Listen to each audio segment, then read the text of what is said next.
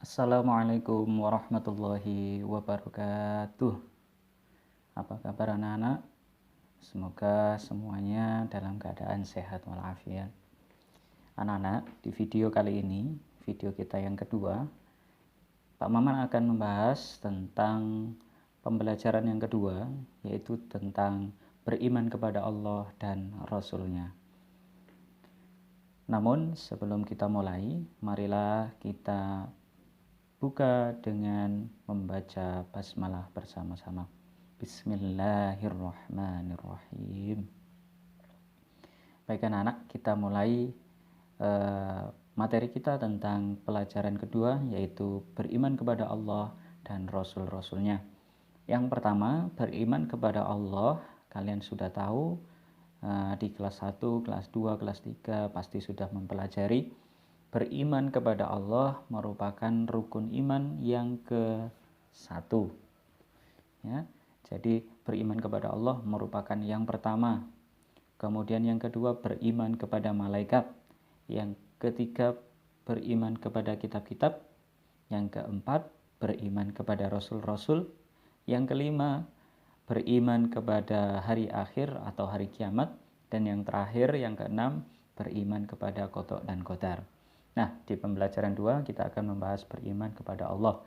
Beriman artinya percaya atau yakin. Beriman kepada Allah berarti yakin akan adanya Allah. Percaya bahwa Allah itu ada. Nah, Allah itu ada berapa anak-anak? Allah itu satu. Allah itu tunggal, esa. Ya, kalian sudah mempelajari di kelas kemarin ya. Qul huwallahu ahad disebutkan dalam surat Al-Ikhlas ayat 1. Nah, kemudian untuk beriman kepada Allah ya, agar kita percaya, yakin kepada Allah, maka yang harus kita lakukan adalah mengenal. Ya, kita harus mengenal Allah. Kamu percaya ada temanmu, misalnya ada temanmu yang bernama Khadijah. Nah, kamu harus tahu, kamu harus kenal, oh ini loh yang namanya Khadijah. Dia pakai kerudung, punya mata dua, punya hidung, dan seterusnya. Kemudian namanya siapa? Harus tahu. Ciri-cirinya apa? Oh, hidungnya mancung. Nah, seperti itu. Jadi harus mengenal fisiknya, mengenal sifatnya, dan lain-lain. Nah, beriman kepada Allah, kalian percaya kepada Allah, juga harus mengenal Allah. Allah itu bagaimana? Apakah Allah itu sama dengan makhluknya? Pasti berbeda, ya. Sifat-sifat Allah itu mukhalafatul lil hawadisi, berbeda dengan makhluknya. Nah, untuk mengenal Allah ada 3 cara. Ya, ada 3 cara yang hari ini akan kita bahas. Apa saja itu? Ya, yang pertama adalah mengenal Allah melalui alam semesta. Pak Maman berikan contoh. Nah, kalian di rumah pasti punya sebuah meja, atau di sekolah ada sebuah meja. Nah, meja itu kira-kira kalau ada meja berarti pasti ada yang membuat. Ya, kalau ada meja pasti ada yang membuat. Ada kursi pasti ada yang membuat. Siapa yang membuat? Manusia. Begitu juga dengan Allah. Kita manusia ada. Siapa yang menciptakan? Yang menciptakan adalah Allah. Itu contohnya. Tidak mungkin ada meja kalau tidak ada manusianya. Ya, ada meja tapi nggak ada yang membuat, itu tidak mungkin. Ya, gitu. Sebagaimana yang telah dijelaskan oleh Allah dalam Quran surat Al-Fatihah ayat 2 yang berbunyi Alhamdulillahi Rabbil Alamin, yang artinya segala puji bagi Allah, Tuhan semesta alam atau seluruh alam. Nah, dari sini Allah menjelaskan bahwa alam semesta ini adalah miliknya Allah. Nah, kalau kita ingin mengenal Allah, maka kita harus tahu ciptaannya Allah itu apa saja. Nah, melalui alam semesta, seluruh alam semesta, baik itu planet, itu bumi, matahari, manusia, atau bahkan makhluk-makhluk yang lainnya, setan, malaikat. itu kita juga harus tahu sebagai bentuk kita mengenal Allah. Seperti itu anak-anak. Allah menciptakan alam semesta, menciptakan manusia, menciptakan setan, menciptakan gunung, menciptakan bumi, dan yang lain-lain. Nah, semua ciptaan Allah ini adalah disebut makhluk. Segala sesuatu ciptaan Allah disebut makhluk. Makhluk ada yang bernyawa, ada yang tidak bernyawa, ada yang hidup, ada yang mati. Yang hidup manusia, setan, binatang itu hidup. Kalau gunung, bumi, nah itu adalah benda mati. Yang jelas, ciptaan Allah disebut makhluk. Kemudian, mengapa manusia itu diciptakan? Tentu kalian masih ingat di pelajaran di kelas 1. Ya, dijelaskan ketika kisahnya Nabi Adam diciptakan. Nah, Allah menjelaskan kepada malaikat dan kepada setan saat itu. Ya. Kemudian malaikat bertanya, kenapa engkau menciptakan manusia? Nah, apa jawab Allah? Kamu tidak lebih tahu dari aku. Ya, jadi Allah itu lebih tahu daripada malaikat dan setan. Apa tujuan manusia diciptakan oleh Allah? Ya, tujuan manusia diciptakan oleh Allah adalah sebagai khalifah di bumi. Ya, sebagai khalifah. Khalifah itu artinya pemimpin. Jadi yang memimpin bumi ini adalah manusia. Ya, karena kita menjadi pemimpin, ya, jadi yang kita pimpin harus kita rawat. Ya, contoh, kamu punya tanaman di rumah, kita memimpin tanaman, ya harus dirawat. Nah, kalau sesama manusia juga ada pemimpinnya. Misalnya di rumah kalian ada orang tua, ya, ada ayah, ada ibu. Ketika ada ayah, ada ibu, maka pemimpinnya siapa? Pemimpinnya adalah ayah kalian. Nah ini yang merawat ayah kalian dan ibu kalian. Nah, merawat anak-anaknya. Semua manusia diciptakan di bumi ini adalah sebagai khalifah, sebagai pemimpin. Ya, itu tentang mengenal Allah melalui alam semesta. Jadi alam semesta diciptakan oleh Allah sebagai bukti bahwa Allah itu ada. Tidak mungkin ada alam semesta tapi tidak ada yang menciptakan. Kita lanjutkan. Yang kedua, mengenal Allah melalui Al-Quran. Dijelaskan dalam Quran surat Al-An'am ayat 102 yang berbunyi, A'udzu billahi minasyaitonir rajim. Bismillahirrahmanirrahim. Dzalikumullahu rabbukum la ilaha illa huwa khaliqu kulli syai'in fa'buduh wa huwa ala kulli syai'in wakil. Artinya, itulah Allah Tuhan kamu, tidak ada Tuhan selain Dia, pencipta segala sesuatu, maka sembahlah Dia, Dialah pemelihara segala sesuatu. Dari ayat tersebut Allah menjelaskan dirinya. Ya, Al-Quran itu adalah kalamullah atau perkataan Allah. Dari ayat atau surat Al-An'am ayat 102 yang Pak Wawan bacakan tadi, Allah mengenalkan dirinya. Ya, mengenalkan dirinya bahwa Allah itu tidak ada Tuhan selain Allah dan pencipta segala sesuatu. Ya, yang menciptakan semua ini adalah Allah. Allah mengatakan seperti itu, menyampaikan kepada manusia, disampaikan melalui Al-Quran. Maka sembahlah Dia, karena Dia yang menciptakan kita semua, anak-anak. Karena Allah yang menciptakan manusia, jadi sembahlah Allah, jangan selain Allah. Diterangkan pula dalam Quran surat An-Nas, Al-Ikhlas, ya, Al-Ikhlas ayat 1, bahwa Allah itu satu. Nah, itu Allah mengenalkan dirinya. Kalau An-Nas di LKS kalian bisa lihat halaman 16 bahwa Allah itu adalah Tuhannya manusia. Ya, di ayat ketiga surat An-Nas. Allah itu adalah Tuhannya manusia. Ilahin nas. Allah Tuhan manusia. Kemudian yang ketiga yaitu mengenal Allah melalui Asmaul Husna. Nah, ini yang akan kita bahas tentang mengenal Allah melalui Asmaul Husna. Dalam Quran surat Toha ayat 8 yang berbunyi Allahu la ilaha illa huwa lahul asmaul husna. Artinya dialah Allah, tidak ada Tuhan melainkan Dia. Dia mempunyai asmaul husna, nama-nama yang baik.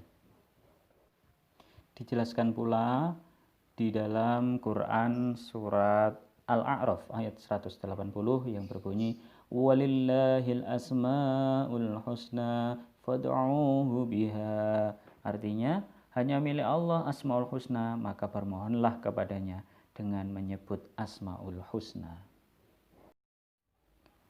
Asmaul husna atau nama-nama baik Allah yang setiap pagi kita baca ketika di sekolah, ya, jumlahnya ada 99. Insya Allah semuanya sudah hafal. Nah, dimulai dari kelas 1 sampai dengan kelas 6 semuanya akan dibahas satu persatu. Nah, di kelas 4 di semester ini yang kita bahas adalah Al-Basir, Al-Adil, dan Al-Azim. Al-Basir, Al-Adil, dan Al-Azim. Kita mulai dari yang pertama yaitu Al-Basir. Al-Basir mempunyai arti Allah itu maha melihat. Yang disebutkan dalam Quran surat An-Nisa ayat 58 yang berbunyi Innallaha kana sami'an basira. Artinya sesungguhnya Allah adalah maha mendengar lagi maha melihat. Karena Allah maha melihat anak-anak, jadi jangan disamakan. Jangan kalian membayangkan, mata Allah itu mempunyai mata. Ya, tidak sama. Ya, Allah itu ingat tadi berbeda dengan makhluknya. Allah itu berbeda dengan makhluknya. Karena Allah maha melihat, apakah punya mata yang banyak begitu? Tidak. Ya, berbeda penglihatan Allah dengan manusia. Kalau manusia karena dia dikasih mata, ya, kalau ada pohon atau tembok di depannya, dia tidak akan bisa melihat di balik tembok. Tapi Allah tidak melihat dengan mata. Wallahu a'lam, tidak ada yang tahu Allah melihat dengan apa. Ya, yang jelas Allah maha melihat, tahu segala isi yang ada di alam semesta. Kamu mau sembunyi di bawah meja pun atau di bawah selimut, di bawah kasur, Allah pasti tahu. Tidak ada satu pun, bahkan hewan yang kecil pun Allah tahu semuanya. Nah, karena Allah mempunyai nama Al-Basir, maha melihat, apa yang harus kita lakukan? Maka kita harus selalu berperilaku terpuji. Tidak boleh kita berbuat jahat atau berbuat nakal. Karena semua perbuatan kita, perilaku kita akan dilihat oleh Allah. Yang kedua, selalu berhati-hati dalam perbuatan. Ya, jangan sembrono. Jangan-jangan nanti perbuatan yang kita lakukan itu adalah salah. Ya, dan itu perbuatan dosa. Kemudian yang ketiga yaitu rajin beramal soleh. Karena Allah maha melihat, apapun yang kita lakukan, sekecil apapun amal kita, maka akan dinilai pahala oleh Allah. Dan kelak kita akan mendapatkan balasannya di surga. Amin ya rabbal alamin. Kita lanjutkan Asmaul Husna yang kedua yaitu Al-Adil, ya, atau artinya maha adil. Allah itu adalah maha adil. Dijelaskan dalam Quran surat At-Tin ayat 8. Alaihissallahu bi ahkamil hakimin. Artinya, bukankah Allah hakim yang seadil-adilnya? Sesuai dengan ayat tersebut, maka Allah adalah hakim yang paling adil. Apa yang dihakimi oleh Allah? Yang dihakimi oleh Allah adalah perbuatan manusia selama dia hidup di dunia. Ya. Perbuatan sekecil apapun, perbuatan baik sekecil apapun akan ditimbang oleh Allah. Perbuatan kecil, jelek seperti apapun, maka akan ditimbang oleh Allah. Dan semuanya akan mendapatkan balasan yang setimpal. Yang timbangan baiknya banyak, maka dia akan dimasukkan ke dalam surga. Yang timbangan buruknya atau perbuatan jeleknya yang banyak, maka siap-siap dia akan dimasukkan ke dalam neraka. Untuk itu dari nama Al-Adil, nama Allah Al-Adil, maka kita harus bertakwa kepada Allah. Takwa artinya yaitu menjalankan segala apapun yang diperintahkan oleh Allah dan menjauhi segala larangannya. Yang kedua, untuk meneladani Asmaul Husna Al-Adil, yaitu tidak pernah membeda-bedakan teman. Entah itu temannya berkulit hitam ataupun berkulit putih, entah itu temannya memiliki hidung yang mancung atau memiliki hidung yang pesek, ya, ataupun temannya dari suku di Papua sana ataupun suku Jawa, suku Madura, ya, tidak boleh kita beda-bedakan. Semuanya sama. Ya, kita teladani sifat al-adil yang dimiliki oleh Allah, yaitu maha adil. Jadi kita harus adil kepada teman-teman kita. Misalnya ada yang menjadi ketua kelas, ya, maka kamu harus berbuat adil kepada semua anggota di kelasmu, ya. Tidak boleh membeda-bedakan. Karena kamu tidak suka dengan satu orang, wah, jadwal piketnya ditambah. Kamu 2 hari dalam 1 minggu, wah, itu salah, ya. Jadi semuanya teman-teman kita harus kita perlakukan sama, tidak ada yang istimewa, ya. Kalau itu baik, ya kita balas dengan kebaikan. Kalau dia jahat, tetap kita harus balas dengan kebaikan. Maka itu akan menjadi amal soleh untuk kita semua, ya. Maka Allah akan melihat kita, ya.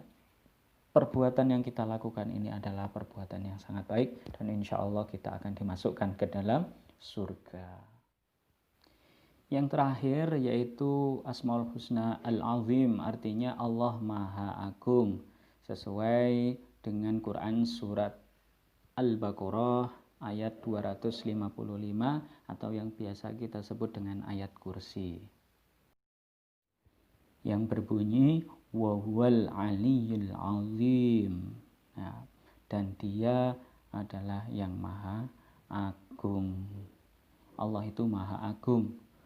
Agung disebut agung karena Allah yang menguasai seluruh alam semesta ini, ya. Meskipun gunung itu tinggi, tapi masih ada yang lebih besar, lebih tinggi daripada gunung, ya.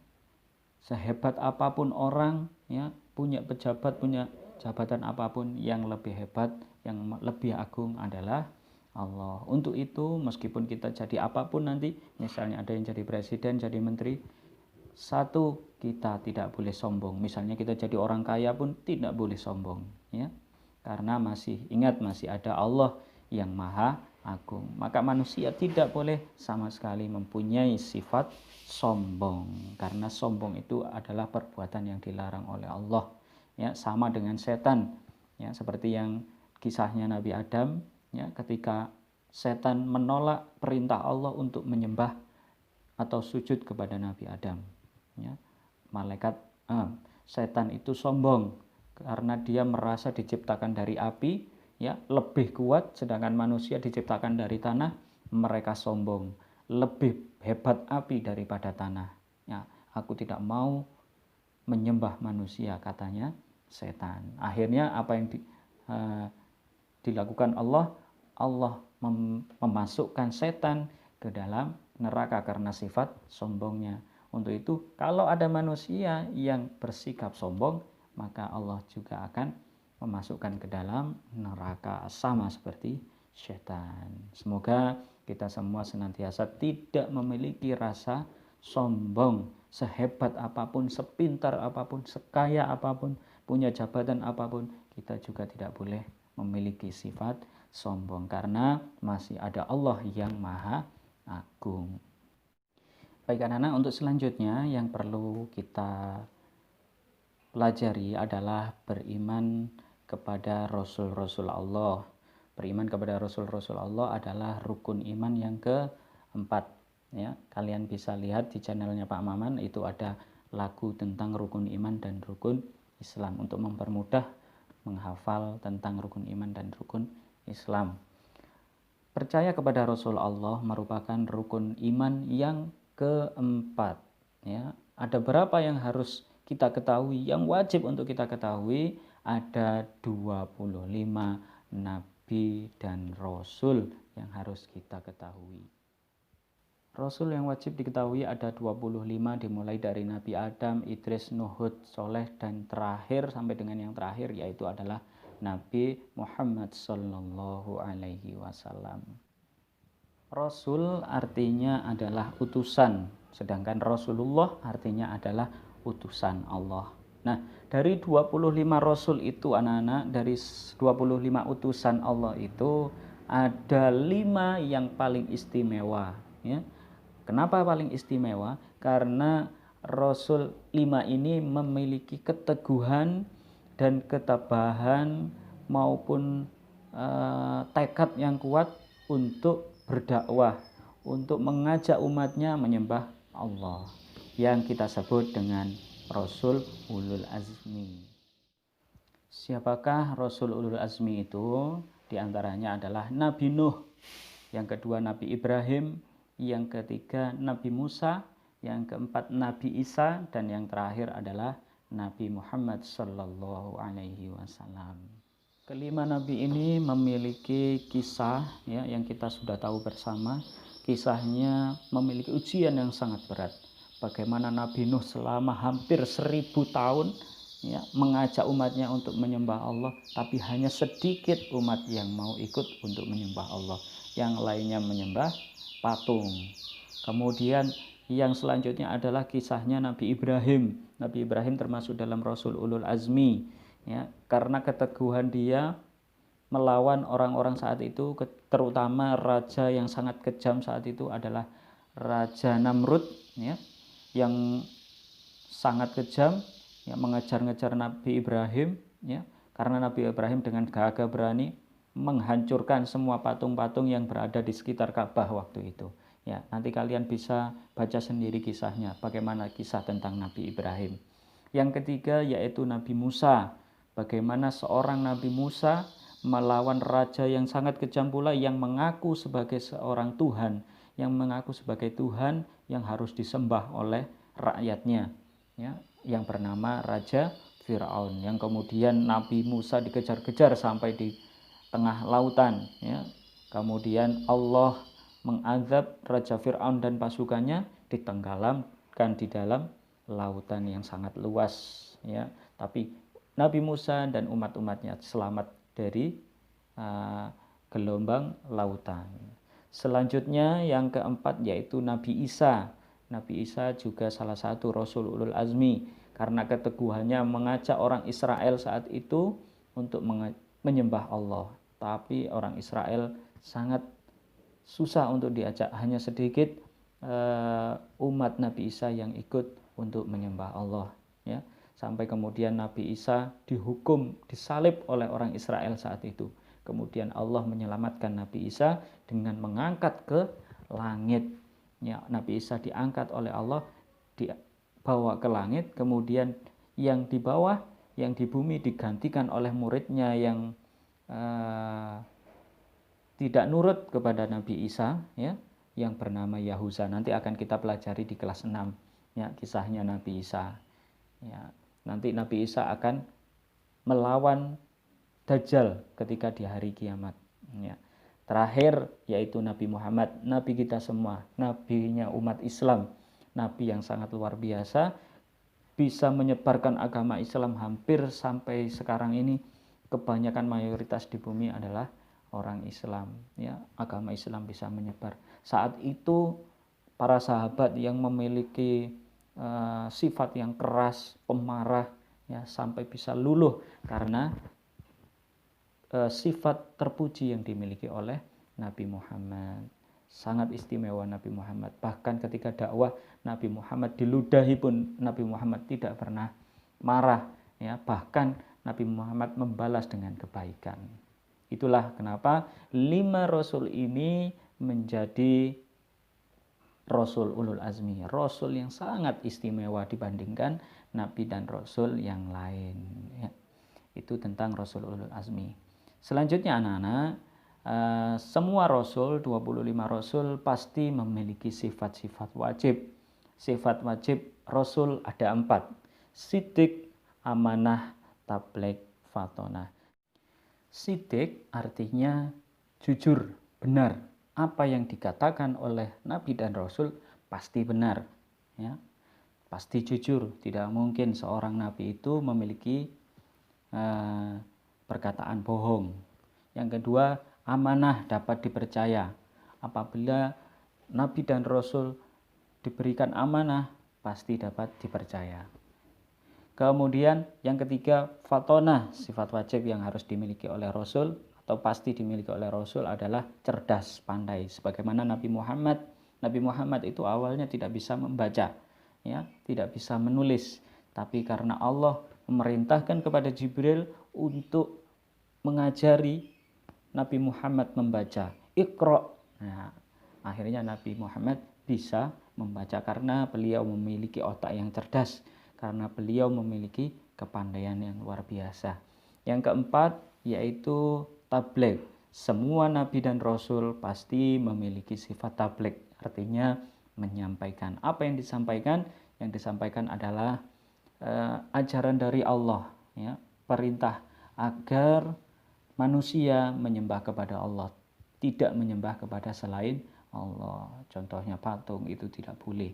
Jadi yang disembah hanyalah Allah. Semua nabi dan rasul pasti memiliki sifat tabligh, yaitu menyampaikan risalah Allah, mengajak umatnya untuk menyembah Allah.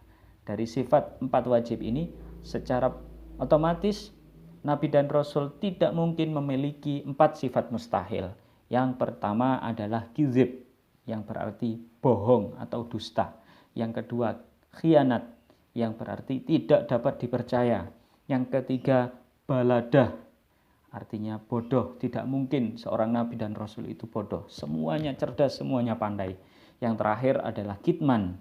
Tidak mungkin seorang nabi dan rasul menyembunyikan risalah dari Allah, ya, tidak disampaikan kepada umatnya. Tidak mungkin. Pasti nabi dan rasul memiliki sifat tabligh, pasti disampaikan. Ya, itu tentang sifat wajib dan sifat mustahil. Yang terakhir yaitu sifat jaiz rasul. Sifat jaiz artinya sifat yang sama dimiliki oleh nabi dan rasul seperti manusia biasa. Jadi nabi dan rasul juga manusia, ya. Nabi dan rasul juga membutuhkan makan, juga membutuhkan minum, juga membutuhkan tidur, ya. Nabi dan rasul juga ingin memiliki istri, ingin memiliki anak. Nabi dan rasul juga bekerja dan lain-lain. Sama seperti manusia biasa seperti kita semua. Ya, semua nabi dan rasul sama, yaitu manusia. Ya, bukan malaikat, bukan setan. Ya. Jadi nabi dan rasul sama seperti kita semua, butuh minum, butuh makan. Kalau nggak makan, ya meninggal. Nah, seperti itu. Jadi nabi dan rasul sama seperti kita semua, butuh makan, butuh minum, dan butuh anak, ingin punya anak, ingin punya istri, juga bekerja. Nah, ini adalah disebut sifat jaiz bagi rasul. Ya, itu anak-anak yang mungkin dapat Pak Maman sampaikan. Semoga apa yang Pak Maman sampaikan bisa kalian terima dengan baik, menjadi ilmu yang bermanfaat untuk kalian semua dan berguna untuk bekal kalian hidup di dunia sampai dengan di akhirat. Amin ya robbal alamin. Ya, mungkin itu yang dapat Pak Maman sampaikan. Atas kurang lebihnya Pak Maman mohon maaf yang sebesar-besarnya. Akhirul kalam, wassalamualaikum warahmatullahi wabarakatuh.